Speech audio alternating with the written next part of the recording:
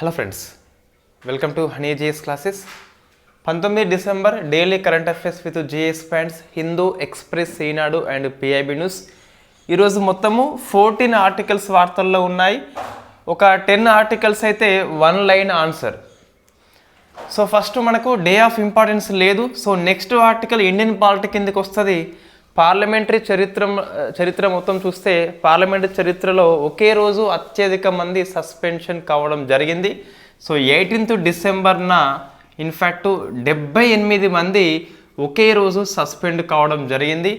78 మందిలో లోక్సభ నుంచి 33 మంది, రాజ్యసభ నుంచి 45 మంది. సో మొత్తం మీద ఒకే రోజు అత్యధిక మంది సస్పెండ్ అంటే 2023 18th డిసెంబర్ అని చెప్పేసి వస్తుంది.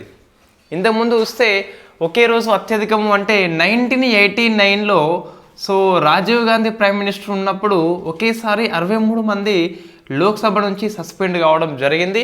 ఇది అత్యధికము. సో దీని రికార్డ్ని ఇది బ్రేక్ చేయడం జరిగింది. 78 మంది అని చెప్పేసి ఒకే రోజు అత్యధిక మంది అని చెప్పేసి ఆ డేట్ గుర్తుపెట్టుకోవాలి, 18th December 2023. So Rajiv Gandhi prime minister ఉన్నప్పుడు ఈ ఇందిరాగాంధీ హత్య మీద టక్కర్ కమిషన్ రిపోర్ట్ ఇస్తుంది. ఆ రిపోర్టు ప్లస్ బోఫోర్స్ కుంభకోణం అని చెప్పేసి రెండింటి కారణంగా ఆ రోజు ప్రతిపక్షాలు తీవ్రంగా సభకి ఆటంకం కలుగజేస్తే 63 మందిని సస్పెండ్ కావడం జరిగింది. అయితే వెరీ నెక్స్ట్ డే సభకి అనుమతించిండ్లు వాళ్ళు క్షమాపణ చెప్పినాక. బట్ ఇక్కడ చూస్తే మనకి 78 మందిని కూడా ఈ సెషన్ ముగిసేంత వరకు సస్పెన్షన్ విధించడం జరిగింది. మళ్ళీ ఈరోజు అంటే మనకి 19th, సో రేపు పేపర్లో వస్తుంది. ఈరోజు ఒకేసారి లోక్సభలో 49 మెంబర్స్ని సస్పెన్షన్ విధించడం జరిగింది.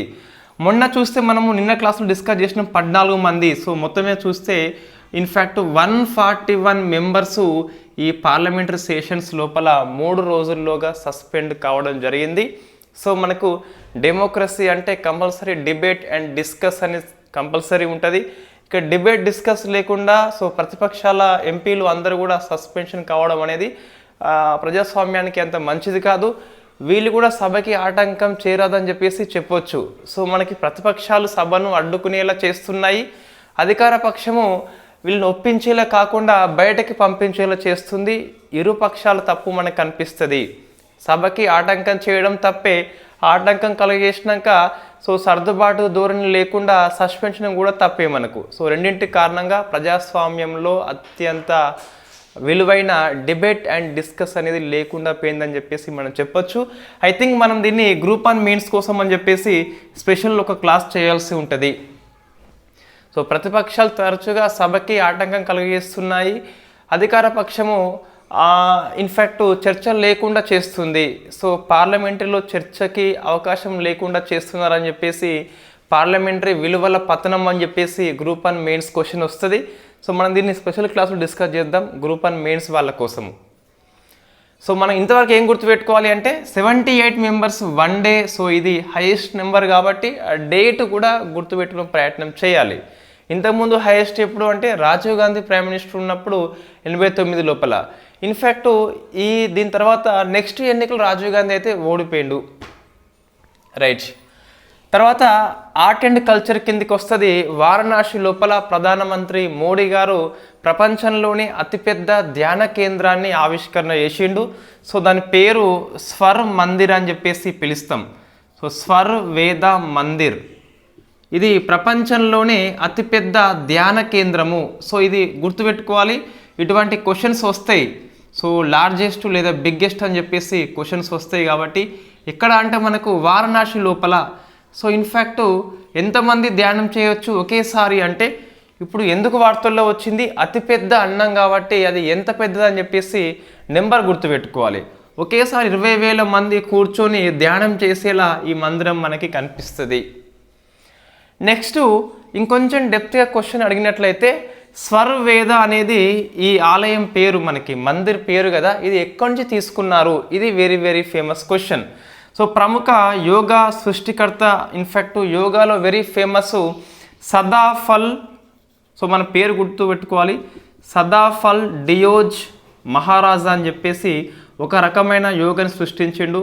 సో ఇన్ఫ్యాక్ట్ ఆయన యొక్క ఆధ్యాత్మికత సాహిత్యము ఇన్ఫ్యాక్ట్ లిటరేచర్ గ్రంథమైన స్వర్వేద అనే పేరు నుంచి ఈ మందుని తీసుకోవడం జరిగింది.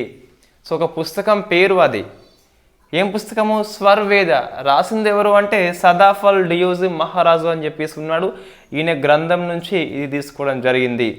సో ఇన్ఫ్యాక్ట్ ఈయన దేనికి ఫేమస్ అంటే విహంగం యోగాకి ఫేమస్. సో యోగాలో చాలా రకాల యోగాలు ఉంటాయి, అందులో విహంగం యోగా అని చెప్పేసి సృష్టించింది ఎవరు అంటే మన సదాఫల్ డియోజ్ మహారాజు అని చెప్పేసి. విహంగం అని చెప్పేసి దేనికి అర్థం వస్తుందంటే పక్షిలా మానవుడు కూడా స్వేచ్ఛగా ఎగరగలగాలి ఆలోచనలు అని చెప్పేసి ఆ అర్థం వచ్చేలా యోగాను సృష్టించిన వ్యక్తి సదాఫల్ డియోజ్. ఈయన యొక్క గ్రంథం ఏంటి మనకు అంటే సాహిత్యము స్వర్వేద అని చెప్పేసి ఈ పేరును ఇక్కడి నుంచి తీసుకోవడం జరిగింది. కాబట్టి ఈ గ్రంథము ఈ వ్యక్తి పేరు, ఈ వ్యక్తి యొక్క యోగా రకం ఏంటి? విహంగం యోగా అని చెప్పేసి పిలుస్తాం. విహంగం అంటే మనకి పక్షి అని చెప్పేసి వస్తుంది. సో మనిషి కూడా పక్షిలాగా సో స్వేచ్ఛగా ఆలోచించగలగాలి అని చెప్పేసి అర్థం వచ్చేలా యోగా తీసుకోవడం జరిగింది. So very very famous literature ఇది, కాబట్టి మనం గుర్తుపెట్టుకోవాలి. సో రెండు కూడా ఇదేమో అతిపెద్ద, ఇదేమో అతి ఎక్కువ మంది, కాబట్టి ఆ డేటు, ఆ నెంబరు, ఆ సంఖ్య అని చెప్పేసి రెండు మనం గుర్తుపెట్టుకునే అవసరం ఎంతైనా కనిపిస్తుంది. సో నెక్స్ట్ ఒక స్పేస్ నౌక మరొకసారి వార్తల్లో వచ్చింది. మరొకసారి అంటే ఇంతకుముందు మనం డిస్కస్ చేసినాము, అది సైకి అంతరిక్ష నౌక. సో సైకి అంతరిక్ష నౌక ఇది స్పేస్ క్రాఫ్ట్ నాసా ప్రయోగించింది. ఎందుకోసం అంటే సైకి అనే ఒక ఆస్టరాయిడ్ లేదా గ్రహ శకలం యొక్క అధ్యయనం కోసము. సో ఇది ఇంతకుముందు ఎందుకు వార్తల్లో వచ్చింది అంటే మనం జనరల్గా అంతరిక్షం నుంచి భూమి మీదకి ఇమేజెస్ కానీ వీడియో పంపాలంటే రేడియో తరంగాలు ఉపయోగించుకుంటాం.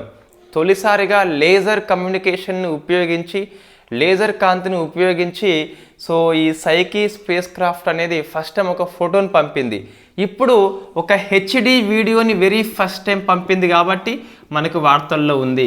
లేజర్ కమ్యూనికేషన్ సిస్టమ్ను ఉపయోగించుకొని అంతరిక్షం నుంచి భూమి మీదకి పంపిన ఫస్ట్ వీడియో ఎవరు అంటే సైకి స్పేస్ క్రాఫ్ట్ అని చెప్పేసి నాసా పంపింది. సైకి ఒక గ్రహ శకలము. So very very famous. అయితే ఇందులో ఈ స్పేస్ క్రాఫ్ట్ లోపల ఈ వీడియోని ఏ పెలోడ్ పంపింది? పెలోడ్ మీన్స్ మనకి అంతరిక్షంలోకి ఒక నౌకని పంపినప్పుడు డిఫరెంట్ పరికరాలు ఉంటాయి, వాటిని పెలోడ్స్ అని చెప్పేసి పిలుస్తాం. అయితే సో ఇక్కడ మనం పంపిన నౌక పేరు ఇన్ఫ్యాక్ట్ పెలోడ్ పేరు అంటే చూస్తే deep space optical communication.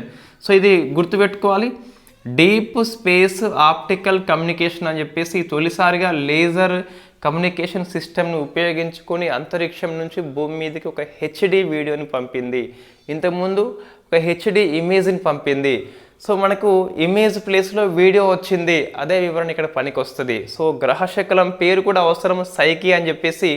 So ఇది ఆన్సర్ చేయండి. సైకి గ్రహ శకలము ఏ రెండు గ్రహాల మధ్య ఉంది అని చెప్పేసి ఆన్సర్ చేయండి. మనం డిస్కస్ చేసినాం ఆల్రెడీ దీన్ని. తర్వాత సో లాహోర్లో వెరీ ఫస్ట్ టైం ఆర్టిఫిషియల్ రెయిన్ని కురిపించారు. సో దాన్ని కృత్రిమ వర్షం అని చెప్పేసి పిలుస్తాం. So very very first time Pakistan లోపల, లాహోర్ లోపల. సో ఎందుకోసం అంటే సో లాహోర్ అనేది అత్యంత పొల్యూషన్ సిటీ. సో ఇక్కడ వాతావరణ కాలుష్యం ఎక్కువ ఉందని చెప్పేసి దాన్ని తగ్గించేందుకు పాకిస్తాన్ మొత్తంలోనే వెరీ ఫస్ట్ టైం ఆర్టిఫిషియల్ రెయిన్ని ప్రయోగించారు. సో మనకి పాకిస్తాన్కి సొంతగా సాంకేతికత లేదు. దీనికోసం అని చెప్పేసి సో యుఏఈ దేశము, దుబాయ్ దేశము హెల్ప్ చేసింది. సో కాబట్టి పాకిస్తాన్ ఇష్యూ మనకు కొద్దిగా అట్రాక్ట్ చేస్తుంది కాబట్టి గుర్తుపెట్టుకోవాలి. సో కృత్రిమ వర్షం లోపల రసాయనం ఏంటి అంటే సో అందరికీ తెలుసు, ఇది కూడా మీరు ఆన్సర్ చేయండి. నెంబర్ ఆఫ్ టైమ్స్ జిఎస్ పేపర్లో రిపీటెడ్గా వచ్చే ప్రశ్న, కృత్రిమ వర్షంలో ఉపయోగించే రసాయనం పేరేంటని చెప్పేసి ఆన్సర్ చేయండి. దీన్ని క్లౌడ్ సీడింగ్ అని చెప్పేసి పిలుస్తాం. సో లాహోర్లో దీన్ని కాలుష్యం యొక్క నివారణ కోసము ఉపయోగిస్తున్నారు. So very first time in Pakistan కాబట్టి ఏ దేశం సహాయం చేసింది? పాకిస్తాన్ పేరు గుర్తుపెట్టుకోవాలి. తర్వాత ఇంకోటి సైన్స్ అండ్ టెక్నాలజీ కిందికి వస్తుంది. సో భాషిని ఏఐ అని చెప్పేసి వార్తల్లో ఉంది. సో ఇన్ఫ్యాక్ట్ ఇది ఇంతకుముందు మనం డిస్కస్ చేసినాం ఆల్రెడీ. భారతదేశం యొక్క AI language translate tool భాషిని AI ఒక భాషలో ఉన్న ప్రసంగాన్ని మరొక భాషలోనికి రియల్ టైం ఇది అనువదిస్తుంది. దీని వెరీ ఫస్ట్ టైం మన పిఎం మోడీ గారు ఉపయోగించిండు. ఎక్కడ అంటే సో కాశీ తమిళ్ సంగమం అని చెప్పేసి 2.0 మనం నిన్న డిస్కస్ చేసినాము. సో కాశీ తమిళ్ సంగమం 2.0 వచ్చేసి ఏక్ భారత్ శ్రేష్ఠ భారత్లో భాగంగా తమిళ్ నుంచి విద్యార్థులు, ఉపాధ్యాయులు, నిష్ణాతులు, ఆధ్యాత్మికతవేత్తలు, రైటర్స్ అని చెప్పేసి వివిధ గ్రూపులుగా వాళ్ళు వెళ్ళిపోతున్నారు కాశీకి. అక్కడ so very first time Ganga పేరుతోని విద్యార్థుల బ్యాచ్ వెళ్ళిపోయింది. నెక్స్ట్ యమున అని చెప్పేసి ఉపాధ్యాయుల బ్యాచ్ వెళ్ళిపోతుంది. సో అట్లా ఈ వెళ్ళినప్పుడు మన పిఎం మోడీ గారు హిందీలో ప్రసంగం చేస్తే తమిళ్ వాళ్ళకి తమిళ్లో వినిపించింది. అంటే రియల్ టైం అప్పటికప్పుడు ప్రసంగాన్ని వివిధ భాషల్లోకి అనువదించే వ్యవస్థ పేరు భాషని ఏఐ అని చెప్పేసి పిలుస్తాం. గవర్నమెంట్ ఆఫ్ ఇండియా యొక్క ఏఐ టూల్ కాబట్టి మనకి వార్తల్లో ఉంది. సో రియల్ టైం స్పీచ్ని వివిధ భాషల్లోకి, స్థానిక భాషల్లోకి ట్రాన్స్లేట్ చేసే వ్యవస్థ పేరు ఏఐ సిస్టమ్ పేరు భాషని ఏఐ అని చెప్పేసి పిలుస్తాం. సో వెరీ వెరీ ఫేమస్, గుర్తుపెట్టుకోవాలి. ఇది వెరీ ఫస్ట్ టైం కాబట్టి సో వెరీ ఫస్ట్ టైం ఎక్కడ ఉపయోగించబడింది అంటే కాశీ తమిళ్ సంగమం 2.0 ఏక్ భారత్ శ్రేష్ఠ భారత్లో భాగంగా ఇండియా అంతా ఒకటే అని చెప్పేసి వివిధ భిన్న సంస్కృతులని సమ్మేళనం చేసేందుకు ఉద్దేశించబడ్డ ప్రోగ్రాం పేరు కాశీ తమిళ్ సంగమం అని చెప్పేసి పిలుస్తాం. నెక్స్ట్ ఇంకోటి ఒక 2 పర్యావరణ అంశాలు మనకి వార్తల్లో ఉన్నాయి. సో ఫస్ట్ది ఆర్కిటిక్ ప్రాంతానికి భారతదేశం యొక్క మొట్టమొదటి శీతాకాల యాత్ర స్టార్ట్ అయింది. సో మనం ఇంతకుముందు డిస్కస్ చేసినాం ఆల్రెడీ. అటు మొన్న క్లాసులలో అంటార్కిటికా విషయంలో 1983లో మనము దక్షిణ గంగోత్రి దగ్గర ఫస్ట్ కేంద్రాన్ని ఏర్పాటు చేసుకున్నామని చెప్పేసి, ఇది 40 ఇయర్స్ అయిపోయిందని చెప్పేసి, ఇప్పుడు ఇది అమల్లో లేదు. బట్ మనకి మైత్రి అని చెప్పేసి ఉన్నది, ఇంకోటి భారతి అని చెప్పేసి ఉన్నది. ఇవేమో అంటార్కిటికా దగ్గర భారతదేశం యొక్క పరిశోధన కేంద్రాలు. అయితే ఆర్కిటిక్ దగ్గర చూస్తే సో మనకు ఇన్ఫ్యాక్ట్ హిమాద్రి అని చెప్పేసి ఒకటే ఉన్నది. సో హిమాద్రి దగ్గరికి ఇన్ని రోజులు మనము వేసవి కాలంలోనే మాత్రమే వెళ్ళి పరిశోధన చేసేది, అంటే 6 months మాత్రమే చేసేది.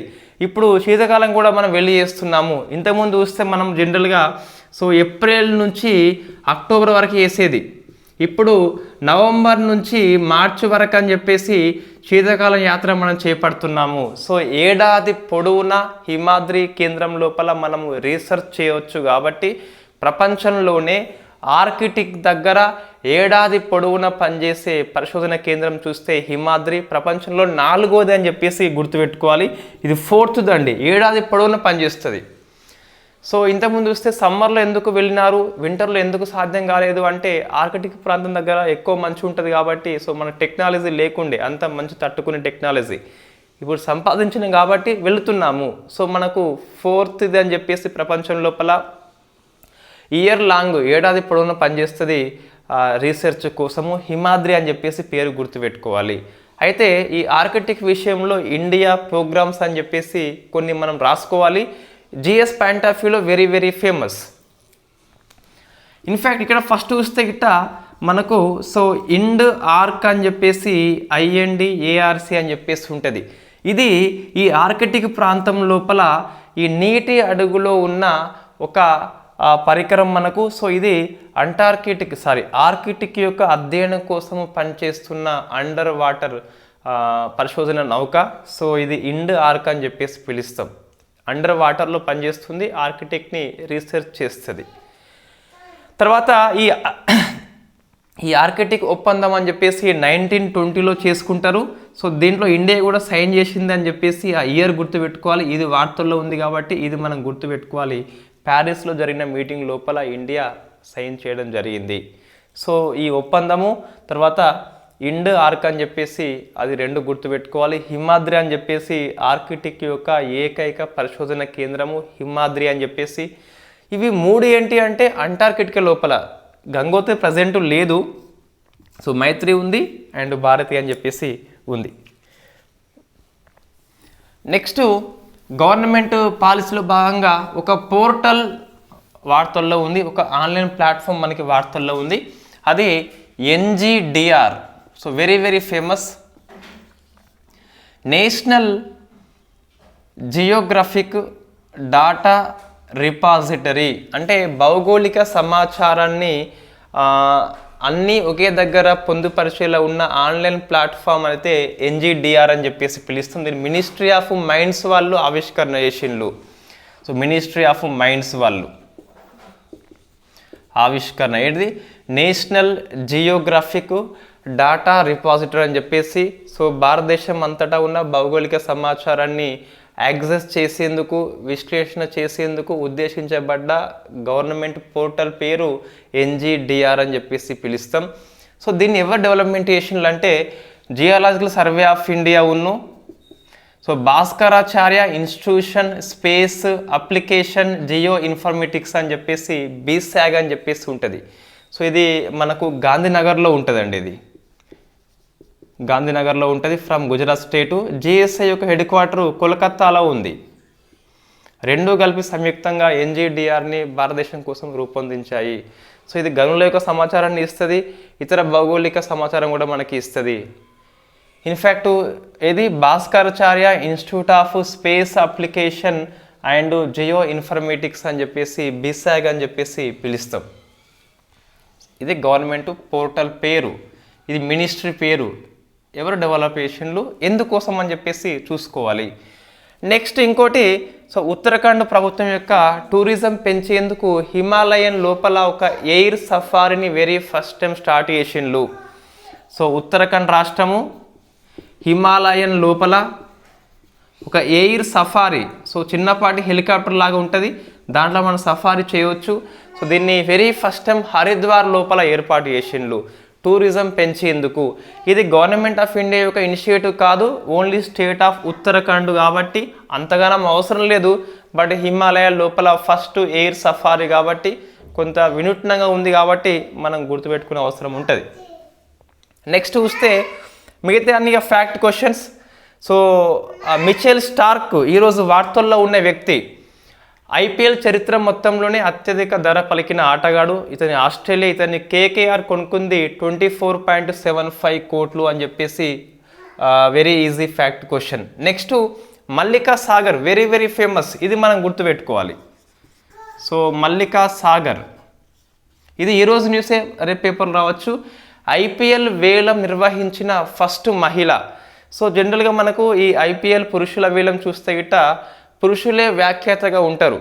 Very first time Mallika Sagar from Mumbai అని చెప్పేసి మహిళ అయినప్పటికీ పురుషుల ఐపీఎల్ వేలాన్ని నిర్వహించింది కాబట్టి వార్తల్లో ఉంది మల్లికా సాగర్. ఈ మిచెల్ స్టార్క్ ఎవరు, మనకు ఆస్ట్రేలియా ఫాస్ట్ బౌలర్. ఇతన్ని 24.75 కోట్ల కోల్కతా నైట్ రైడర్స్ కొనుక్కుంది, కేకేఆర్ కొనుక్కున్నది. ఐపీఎల్ చరిత్ర మొత్తంలోనే అత్యధిక సొమ్ము పలికిన ఆటగాడుగా స్టార్క్ రికార్డ్ సృష్టించిండు. బట్ అతను పెద్దగా ఫామ్లో లేడు, అయినప్పటికీ కొనుక్కున్నది. సో నెక్స్ట్ చూస్తే అబ్దుల్ ఫతా అని చెప్పేసి వార్తల్లో ఉన్నాడు. ఇది మనకి వెరీ ఫ్యాక్చువల్ క్వశ్చన్. ఈ అబ్దుల్ ఫతా ఎవరు అంటే ఈజిప్టుకి అధ్యక్షుడిగా వరుసగా 3వసారి ఎన్నికైన వ్యక్తి. సో అబ్దుల్ ఫతా ఎల్సిసి అని చెప్పేసి మనకు తెలుసు ఆల్రెడీ. సో రిపబ్లిక్ వేడుకలకు ముఖ్య అతిథిగా వచ్చిండు. 3వసారి వరుసగా అత్యధికంగా ఎన్నిక కావడం జరిగింది ఈజిప్ట్ లోపల మనకు. నెక్స్ట్ చూస్తే మైగ్రేషన్ అండ్ డెవలప్మెంట్ రిపోర్ట్ అని చెప్పేసి వరల్డ్ బ్యాంక్ ఇచ్చింది. So migration and development report, in fact దీని ద్వారా వరల్డ్ బ్యాంక్ అనేది ఈ రెమిటెన్స్ని డెవలప్మెంట్, ఈ రిపోర్ట్ పేరు. సో దీన్ని వరల్డ్ బ్యాంక్ ఇచ్చింది. ఇందులో ఏముంటుందంటే రెమిటెన్స్ విషయంలో ఎవరు ఎక్కువ అని చెప్పేసి ర్యాంకింగ్ ఇస్తుంది. రెమిటెన్స్ మీన్స్ విదేశాల్లో ఉంటూ తన దేశం డబ్బులు పంపడము.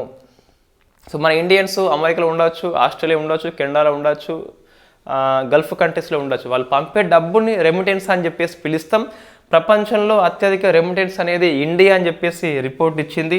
సో ఫస్ట్ది ఇండియా, $125 బిలియన్. మరొకసారి ఇండియా రికార్డ్ సృష్టించింది. ఒక ఇయర్ లోపల అత్యధిక రెమిటెన్స్ చూస్తే ఇండియా $125 బిలియన్. 100కు పైగా ఇంతవరకు ఏ కంట్రీ లేదు, ఫస్ట్ టైం ఇండియా ఉంది. సో రెండవది మనకు మెక్సికో అని చెప్పేసి ఉన్నది, ఎక్కువ 67 ఎంతో ఉంటుంది. థర్డ్ చైనా అని చెప్పేసి ఉన్నది. ఫోర్త్ది ఫిలిప్పీన్స్ అని చెప్పేసి ఉన్నది. ఫిఫ్త్ది ఈజిప్ట్ అని చెప్పేసి ఉన్నది. ఒక రోజు కాబట్టి 5 గుర్తున్నాయి. బట్ మనకి ఎన్ని గుర్తుండాలి ఎగ్జామ్ పర్పస్లో? 3 సరిపోతుంది. India, Mexico, China. ఎప్పుడు ర్యాంకింగ్ అనేది మారుతలేవు కాబట్టి మనకి ఈజీగా గుర్తుంటుంది. కరెంట్ అఫైర్స్లో లాంగ్ టర్మ్ మనము ప్రిపరేషన్లో ఉంటే ఎగ్జామ్లో లేకపోయినా కొన్ని లాభాలు ఉంటాయి. రిపీట్ అవుతూ ఉంటాయి. మనం ఇంతకుముందు సో ఎంపీ సస్పెన్షన్ అని చెప్పేసి డిస్కస్ చేసినాము. అది ఎవ్రీ ఇయర్ పార్లమెంట్ సెషన్ టైంలో మనకి వార్తల్లో ఉంటుంది. లోక్సభ చూస్తే 373, 374, 374A అని చెప్పేసి లోక్సభ స్పీకర్కి మాత్రమే 5 days సస్పెండ్ చేసే అధికారం ఉంటుంది. 2001లో దాన్ని యాడ్ చేసుకున్నాము.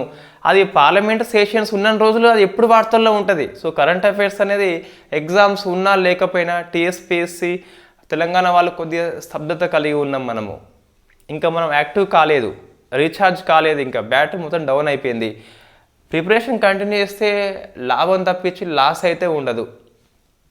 రైట్, ఏంటిది ఇండియా, మెక్సికో, చైనా అని చెప్పేసి మనకు ఇవి మళ్ళీ 6 monthsకి రిపోర్ట్ ఇస్తుంది. రెమిటెన్సెస్ విషయంలో ఎవ్రీ 6 monthsకి వరల్డ్ బ్యాంక్ ఇస్తుంది.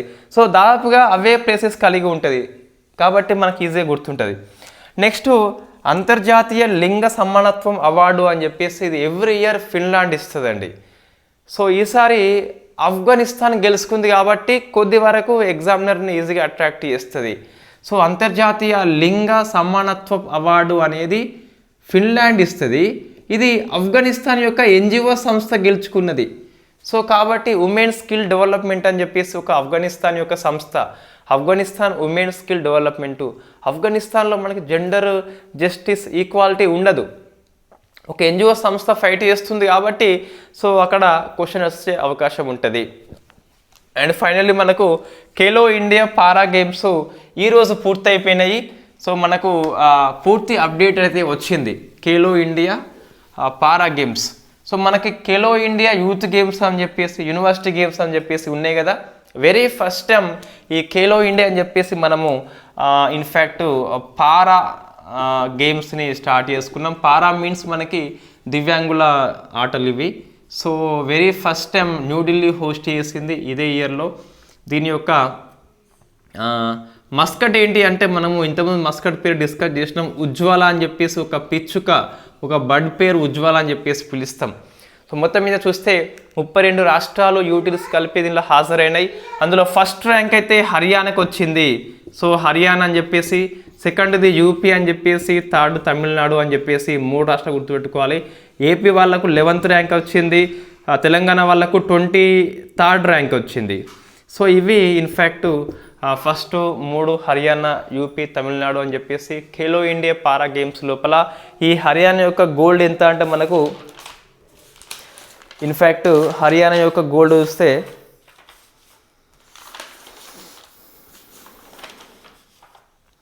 సో 40 గోల్డ్ వచ్చినాయి హర్యానాకి, యూపీకి 25 వచ్చినాయి, తమిళనాడుకు 20 వచ్చినాయి, ఏపీ వాళ్ళకు 5, తెలంగాణకి అయితే 0 వచ్చినాయి. సో తెలంగాణ 23వ స్థానం అని చెప్పేసి గుర్తుపెట్టుకోవాలి. 2 సిల్వర్ వచ్చినాయి, 3 బ్రాంజ్ అయితే మనకు రావడం జరిగింది. రైట్, ఓకే, ఇవి in fact 19 December current affairs. So ఒకసారి ఫాస్ట్గా చూస్తే